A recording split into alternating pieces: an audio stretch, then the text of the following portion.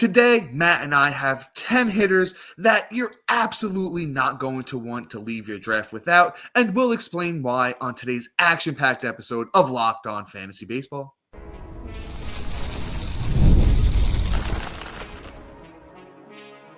You are Locked On Fantasy Baseball, your daily fantasy baseball podcast. Part of the Locked On Podcast Network, your team every day.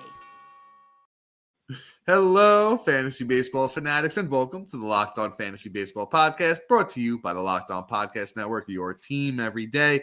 As always, we're your number one source of fantasy baseball knowledge, and thank you for making us your first listen each and every day. I'm your host, Dominic Martino. You can find me on Twitter at DomMartinoFB. Here, as always, with my brother, my co-host, my partner in crime, Matthew Ane, and you can find him on Twitter at Matthew_Ane. If you're watching on YouTube and you haven't already, hit that little bell below. It will subscribe you to the channel and give you a notification every time we drop a new episode. Or if you're listening on the audio side of things on a platform like Apple or Spotify that allows 5-star ratings and reviews, we would truly appreciate it if you could do that for us. And I know I keep talking about it, but hey, we probably got some new listeners here today. I hope we do. And if you are, hey, thank you for tuning in with us. But guys, give us a chance on the Subtext platform. It's an in-depth, personalized experience. You're going to get text message alerts right to your phone. Nobody else is offering that in the industry. And as soon as you sign up, you're getting access to Matt's and I's 2025 rankings, sleepers, breakouts, bust, so much more than we offer in these 30-minute episodes. And you're only going to be able to ask us your keeper and dynasty questions there on Subtext. So if you are interested in joining us on Subtext, the link is in the bio wherever you're listening, watching, and it's available on any of our social media platforms. And all right, Matt, this is a big episode, really good episode. You know, the next couple of weeks, we have nothing but really good episodes, locked in for the fans, or I should say locked. The fans need to stay locked on for these episodes. But we're doing must draft hitters. Matt and I got 5 each. We're going to break down why you shouldn't leave your draft without these guys. And Matt, who we getting started with today, brother? I got an interesting one, right? Like normally these episodes don't comprise of maybe a top, like a first round pick, but it's somebody that people I feel are a little hesitant about. And, I feel like we need to talk about it so the fear can kind of go away. And that's Corbin Carroll of the Arizona Diamondbacks. Now, I honestly, if I'm at the end of the first round, that he's a guy I'm targeting because that's where he's going. He's falling, anywhere from 10 to 12 and sometimes 13. If you're getting real lucky at that point, you're just like, wow. Anyway, Corbin Carroll, obviously was dealing with something last year. I believe it was the shoulder. Everybody's concerned going into last year. Look at what he did, last year as a whole. It was scary. Yeah, it was not last year, but the year before, going out to the end of the year. Took a couple scary swings. We thought he was going to be out, need surgery for a long time. He came back, was legit fine. But, it's the shoulder issue that got everyone a little nervous about him. Yeah. And then it kind of started being a telltale sign, in spring training too. Like you look at it and it was okay, he didn't hit a single home run. He, his batting average was fine, just like all year it was. At least he was able to maintain that and the speed was there, but he just didn't look right. Then you see him and it's like a completely different fold from last year, right? Like Corbin Carroll is just looking significantly better this spring alone. In 18 at bats, he already has 5 runs, 5 singles, 3 bombs, 8 ribs, 2 walks with 5 strikeouts and 2 stolen bases, already batting .444. And that's a nice little start, and I'm really not mad because you look at last year and he didn't have, like I said, a single home run all year. He looked ugly all year long. And then I think we're going to get back on track with him. I think that he's going to be worth that first round pick. We're going to get that 2023 kind of value from him that we kind of got. Got that year, and he's going at a steal because if he was, if we were able to say locked, guaranteed, he was going to do exactly what he did in 23 and build upon it, he'd be like a top 3 pick up there with, the Otanis, the Wits, the Judges, maybe top 4 pick, and be a serious contender for that high of a pick. So Corbin Carroll this year, I feel, is a steal coming in that first round, especially just that alone. Yeah, Matt, I like the value on Corbin Carroll, and I don't even know if you mentioned this hot spring. He's been off to a really hot start this spring, batting over 400, showing some pop. There you go. Yeah, I'll talk about what I was pulling up then. Everyone has these concerns about Corbin Carroll, right? But I don't know how many people realize what he did over his last 55 games last year. over Corbin Carroll's last 55 games last year. He had 55 runs, so that's a run a game. He had 6 doubles, 6 triples, 14 home runs, 36 RBIs, 15 steals. His walk to strikeout ratio was stellar with 28 walks to 49 strikeouts, and he hit 263 over that time. His on-base percentage was 355. So Corbin Carroll was rocking and rolling towards the end of the season. Finally got everything together, caught his stride. There's a reason that he was the number 1 prospect in all of baseball not too long ago. I think you draft Corbin Carroll with confidence. And if you could take a guy like Carroll where you're at the double tap, you're at like pick 12, oh my God, the possibilities are endless. You pair him with a guy like Vladdy. There's so many things you could do, because I think the one question with Carroll is still the power, but you know what? He was showing it at the end of last season. Like I said, he's showing off a little bit of pop this spring with 3 home runs already, and 2 stolen bases. Add that in there as well. So love everything that Corbin Carroll brings to the table. Matt, great breakdown on there. This next guy, I'm going to try and keep it short for all of our avid listeners because we talk about him all the time. It's Austin Riley. You can't do a must draft hitters episode and not have the most infamous must draft hitter of our mock draft season. It's Austin Riley, of course. Why wouldn't it be? He's healthy. He's ready to go. That lineup is almost, fully ready. Acuna is going to be back in hopefully a month. And hey, Riley's hitting 308 this spring. He's already got a bomb on the board. He's got 2 walks to 8 strikeouts. Not great, but hey, he's doing okay in that department. 2 doubles as well for Riley this spring. He's only 28 years old, still well within the prime of his career.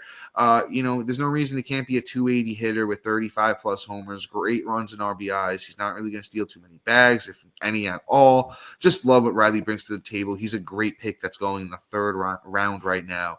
And honestly, if he was healthy, he's like honestly high-end 2nd round pick, if you ask me. He's like literally like a Vladdy type of hitter. Yeah, no, I mean we talked about in the bounce back. We talked about in period. The dude's just going to be rocking and rolling this year. That whole team as a whole is going to have some positive regression. So Austin Riley is going to benefit wholeheartedly. But and this next guy here is O'Neill Cruz from the Pirates. And quite honestly, I think, we were all a little bit a year or too early on him as well, because after returning from the injury, things just didn't look quite right. But he did finish with at least a decent stat line, but definitely not worth the price that we paid last year. With the 541 at bats, the 72 runs, the 34 doubles, the 3 triples, the 21 bombs, 76 ribs, 22 stolen bases, batted 259 was a little underwhelming. Left us wanting more, right?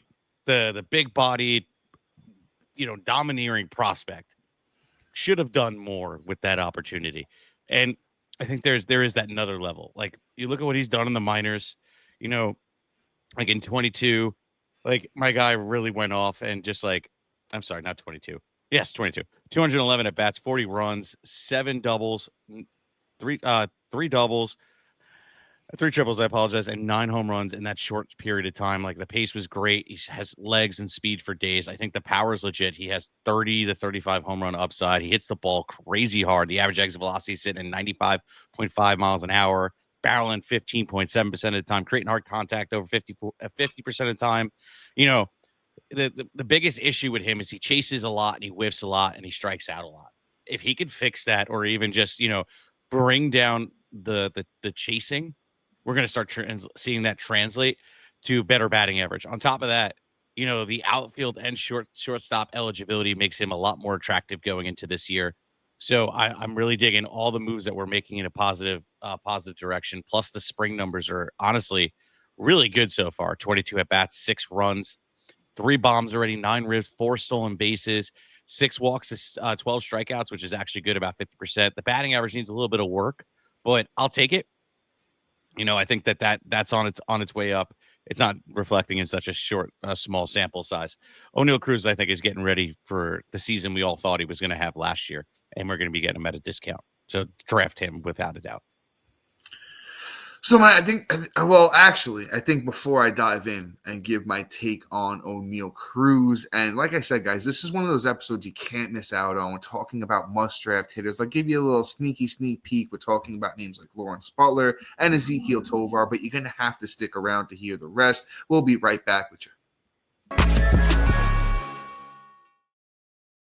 And all right, folks, have you ever checked your bank account and wonder, where did all my money go? Between out, online shopping, and entertainment, it's easy to lose track. That's where Monarch Money comes in. Your personal CFO, giving you full visibility and control over your finances. Monarch Money isn't just a budgeting app. It's a complete finance command center. You can track all your accounts, investments, and spending in one place, so you can just stop managing your money and start building wealth. With their surprise insights, when I personally first started using Monarch, I realized just how much I was spending on food delivery. Now I budget even smarter. Their easy collaboration makes managing your money with a partner smoother than ever. You can track shared and personal accounts, set goals, and stay on the same page without using any stress. And guys, it's just going to take control of your finances with Monarch Money. So use the code LOCKEDONMLB at monarchmoney.com for 50% off your first year. Once again, that's monarchmoney.com and use that code LOCKEDONMLB for half off your first year. And all right, folks, I got to mention it again real quick. I need you guys to head over and check out the Locked On Fantasy Baseball Podcast Diamond Club on the Subtext platform. We're getting really close to draft day, and you just need that leg up on your competition. It's almost like having a cheat code in your pocket. I don't know if you guys played a little bit of Grand Theft Auto back in the day, but you know what? When you had those cheat codes, it made the game a lot easier and way more fun. And that's what Matt and I are going to do with your fantasy baseball drafts, that are coming up. So when you sign up on Subtext, you're going to get our 2025 ranking, sleepers, breakouts, bust, exclusive access to Ask Matt on all your keeper and dynasty questions. So you're going to head over to the link, which is going to be wherever you're listening, watching. It's going to be available on any of our social media platforms as well. Look for Subtext. You're going to click on that. You're going to join us on there, and we're going to elevate your fantasy baseball experience to a new level. So make sure you give us the chance over there to help you win a fantasy baseball championship in 2025. And Dom, you already forget it. You forget it every day now. I've been Listener League. I've been horrible with this one. That's why I need you. Listener League. If you want to be in the Listener League, you have to sign up for the Subtext. Look, it's a good time. You get to test your strength against us. We're actually going to be merging minds this year, so good luck. The two of us on the same team, really good luck. So yeah, look, we're going to be drafting the day before opening day, and quite honestly, we're going to give away half the spots next week, and the other half that Monday before. So get in. You have two chances to get into the drawings, but enter in now, and every post you share on any platform gets you an extra entry. Let's get back into it. So Dom, O'Neill Cruz, how we feeling? Quick thoughts on O'Neill Cruz. I think I kind of have to play devil's advocate on O'Neill Cruz. It's just the price for me. It's nothing about the talent. He's coming off the board as the 14th outfielder. That's pick 36. So you're taking him, third, fourth round. It's not a knock on the talent. As you mentioned, 30 home runs should be almost in the bag for O'Neill Cruz, 20 plus steals in the bag. It's a couple things that leave question marks for me. It's the counting stats. I don't think the runs and RBIs are going to be good for him. I don't care where he hits in that Pittsburgh Pirates lineup, unless the Pirates decide that they're clearing house and he's going to be a part of that, which I don't foresee because he's 26 years old. I just don't see. He played almost a full season last year, 146 games, as you mentioned, 541 at bats, almost a full season, 72 runs. 76 RBIs, for a third round pick, it's leaving me wanting more a little bit. And then the batting average. He did it 259 last year. It's not bad at all. But as you mentioned, the spring, off to a tough start, hitting 182.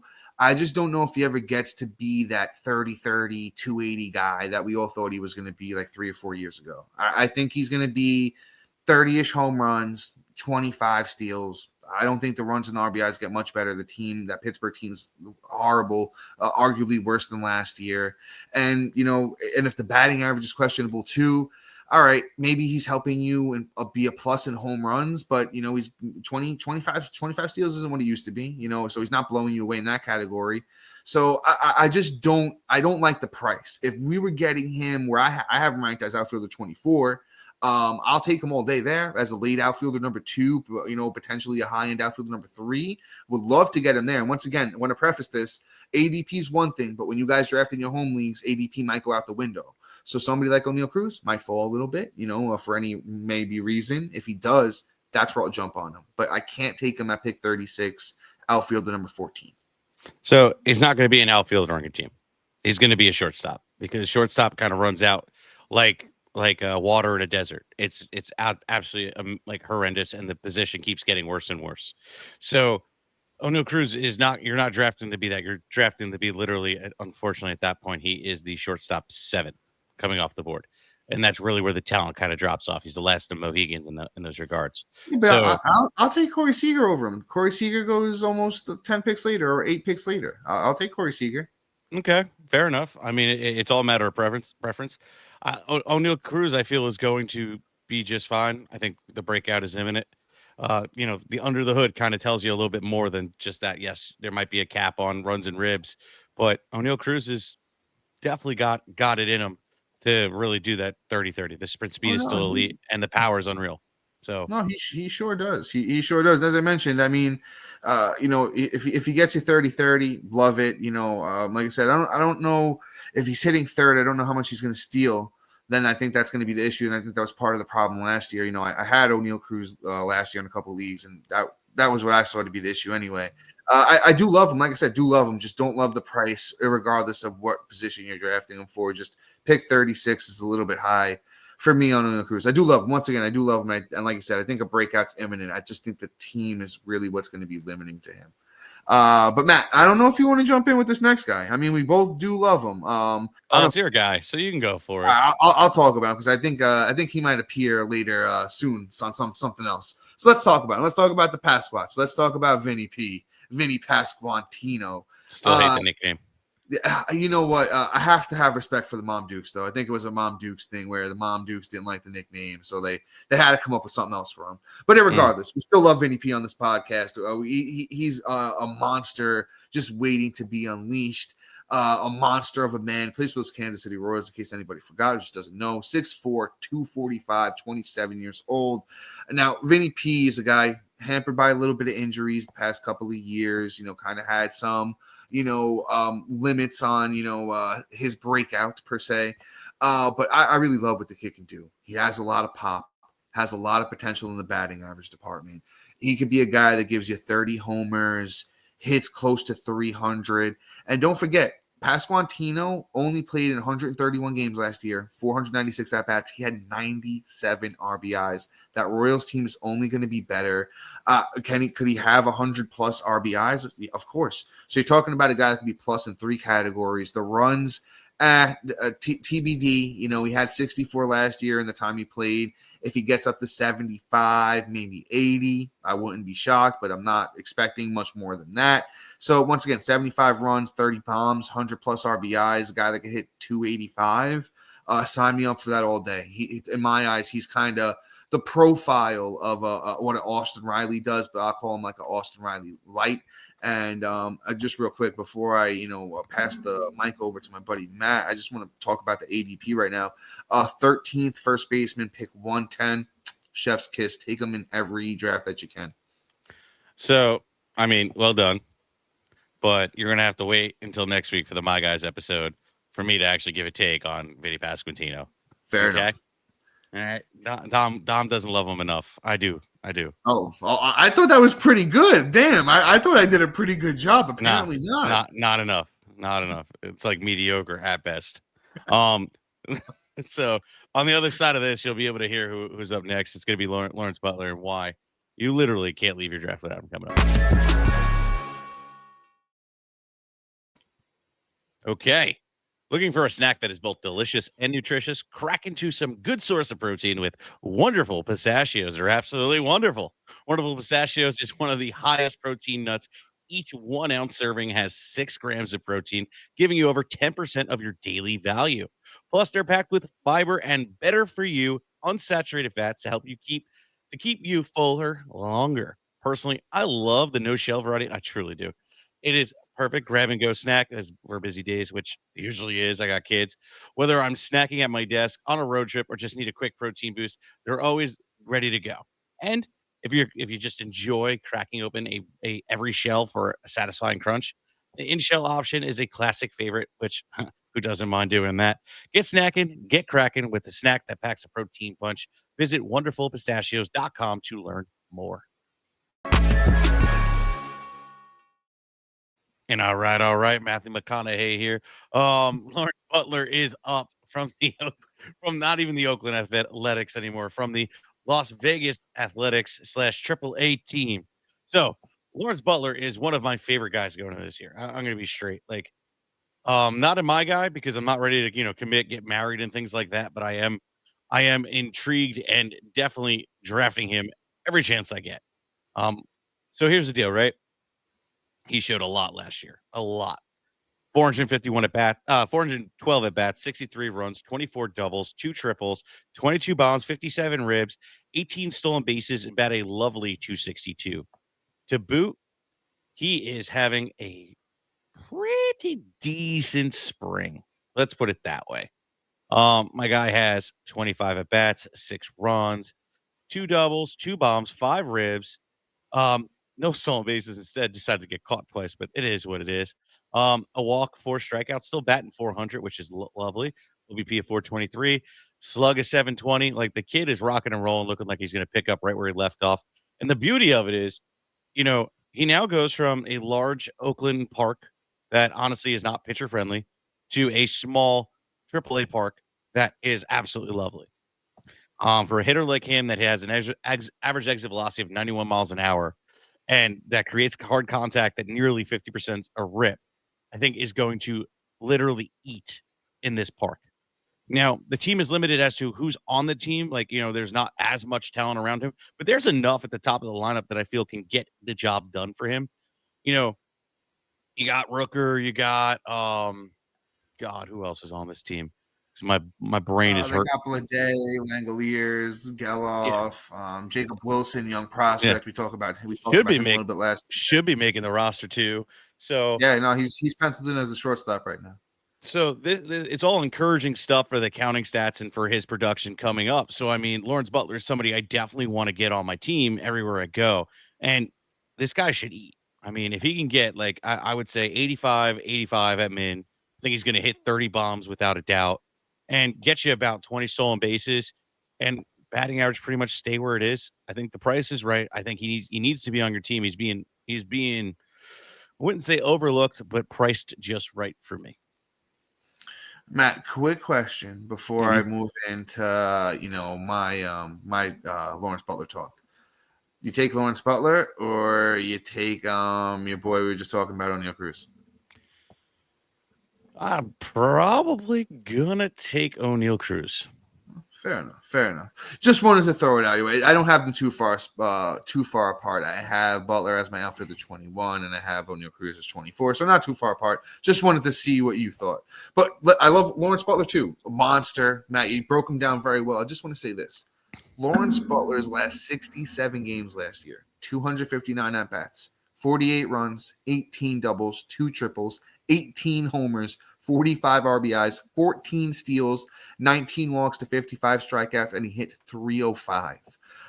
Do I expect Lawrence Butler to be a 300 hitter? Absolutely not. Could he hit 260 with 35 homers, a bunch of RBIs, and about 25 steals? Of course he can, easily. I think he's going to be a big breakout player this year. He's projected to actually potentially lead off for the Athletics. So we could see some Kyle Schwarber type action where he could put up some silly numbers. Go look at what Schwarber's done the last few years. Is there a world where Butler has 100 runs, 35 homers, 85 RBIs, 25 steals, and hits 265? Absolutely. But I think that's closer to the ceiling than what we should expect. But at 25 years old, kid Lawrence Butler could be a big, big deal. Let's move on to this next player. Another guy we've talked about a lot, but you know what? We got to make sure that you're aware of him. Ezekiel Tovar, those Colorado Rockies, of course, that's where he plays. He's in tune for, I think, an even better year than he had last year. The 26 home runs from Tovar were complete and total shock to most, I think. We didn't think he was going to be able to tap into that power at 22 years old. But the thing is, he's leaving a lot of speed on the table. Tovar's super fast. He's quick. He has 25 steal upside. So if that power still plays and he hits 25 home runs, he steals 30 bags, he hit 269 last year, he could tap into another level. I think Tovar could be closer to a 280 hitter. So you're talking about a guy that could hit 280, go 25, 25 or 20, 25, 30. He had 83 runs last year. I know this Rockies team isn't great, but if he hits towards the top of that lineup, 90 runs isn't out of the question. The RBIs at 78 last year. Wouldn't expect it to be much more than that. But I love Tovar. Matt, we were just talking about shortstop, and, it gets really tricky, when you get to a certain point at shortstop, if you play that waiting game at the position.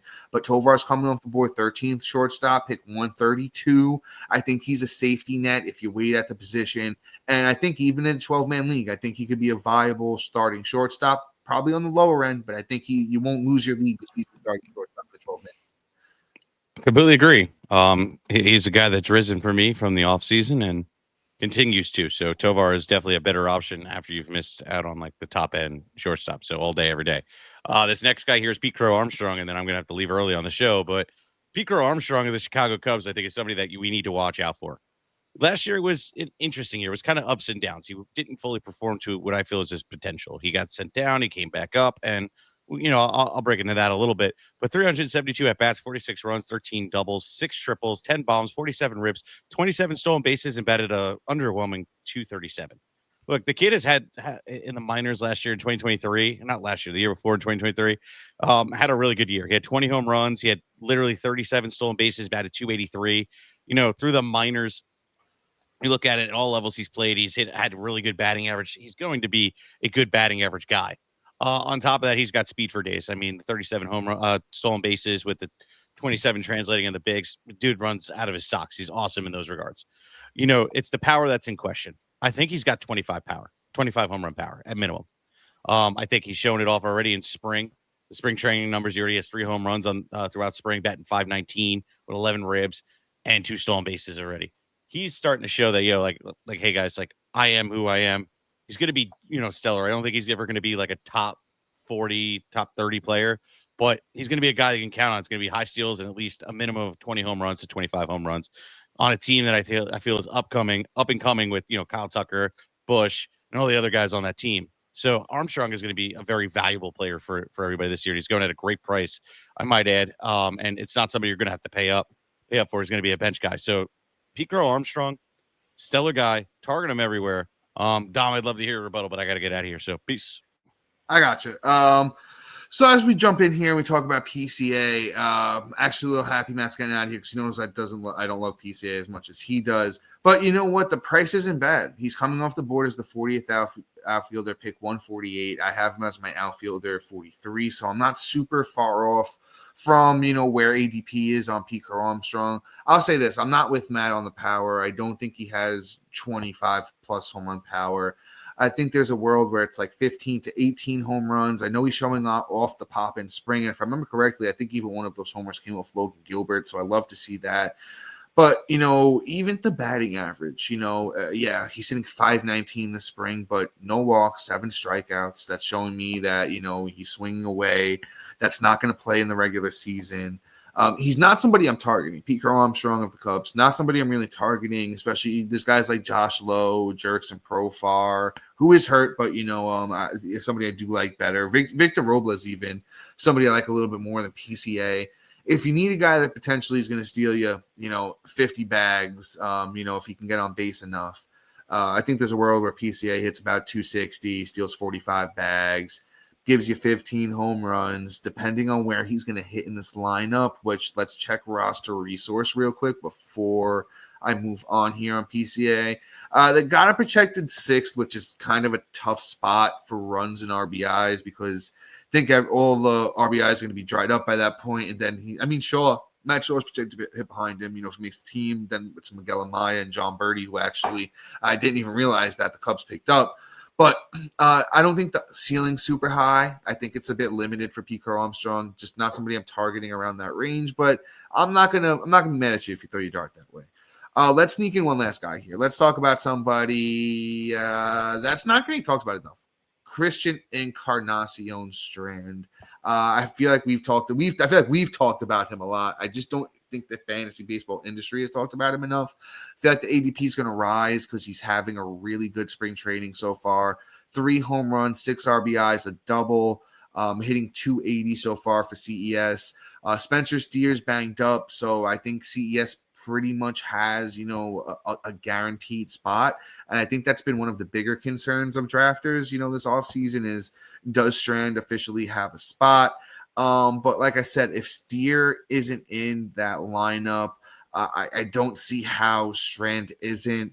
They got guys like Jake Fraley and, Will Benson and, even Candelario. I think Strand is better than all of them, especially from a bat perspective. So he's somebody that I'm really hoping, is going to make the team.